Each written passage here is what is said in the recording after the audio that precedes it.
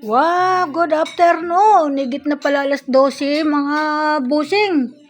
Di pa ako nag-aasikaso sa aking pagkain ng tanghalian kasi akala ko 11 pa lang. Pagtingin ko sa orasan, lagpas na po alas 12 ngayon. Ito, ngayon pa lang kami kakain kasi galing po kami ng palengke. At nagbili-bili ng kung ano-ano dyan. At bumili pa nga po ako ng isang sakong bigas. Ayan. At mahirap na po maubusan ng bigas. Naubos na yung bigas ko. Kaya may kapalit agad. Sabi ko sa anak ko, wala na akong bigas. Sila kasi yung bumibili sa akin. Yan. Ang ulam namin tinan mo. Yan, pinakbit Ang tinidor, itago ang tinidor. Pinakbit po, ayan. Yung basura mo dyan maliit. Sarap ng nagluto ay yung aking kasama dito na masipag. Ito, si Roma kasi ayaw niya magpakuha ng kanyang mukha. Maganda naman, wala namang piklat. Ayan, yung aking kasama dito. Ayaw niya sa camera, pero magti-tiktok na rin daw siya. Pero gusto niya mag-artista. Gusto niya maging sikat. Yan.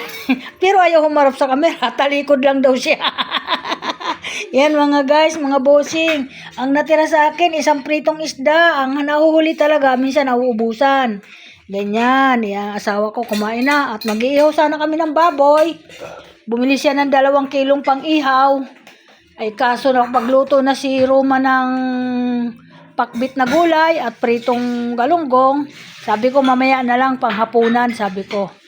Ayan. Kaya yan po ang gagawin namin naman mamaya. Ibababad na namin yun sa kalamansi at toyo at bawang para pag inihaw namin ay malasa na po, na sip-sip na po yung kanyang kasarapan, nga may lasa na po siya. Ganun po. At lalagyan ko ng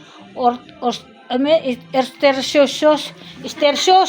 Nautal na po ako, hindi ko na po kayang bigkasin. Yan po ako mga idol. At ito po ang napamili namin ngayong araw. Yan, napakamura talaga doon sa pinupuntahan ko tuwing Lunes kasi araw ng palengke mga busing. Yan po ang nabili ko. Tuwing Lunes, napupunta po talaga ako doon, hindi ko pinapalagpas. Kasi mura po doon. Welcome to my vlog, mga busing. Kumusta po? Merry Christmas na po. Adus na po ngayon. Lapit na po. Palapit yung Pasko natin.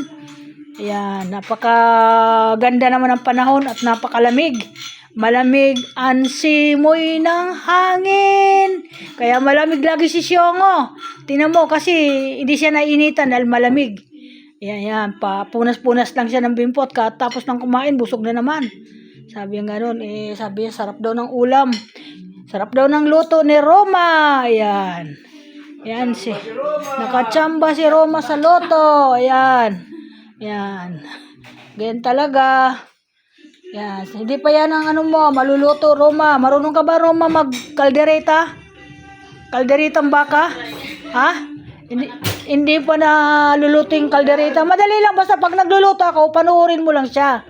Matututo ka lang. Pag uwi mo ng probinsya, pag may piyestahan, ikaw natitira niyan. Yung mga menudo, ganon. Yan, yung mga spaghetti na masarap, lutong Jollibee. Ganon ako magluto, lutong Jollibee. Joke lang mga bossing. Ito'y pinapatawa ko sila kasi seryoso silang kumakain. Thank you so much. Bye-bye po ang lahat. Ingat po ang mga anak ko. Thank you po. Bye-bye po. Thank you po. Bye-bye sa mga bossing, sa lahat.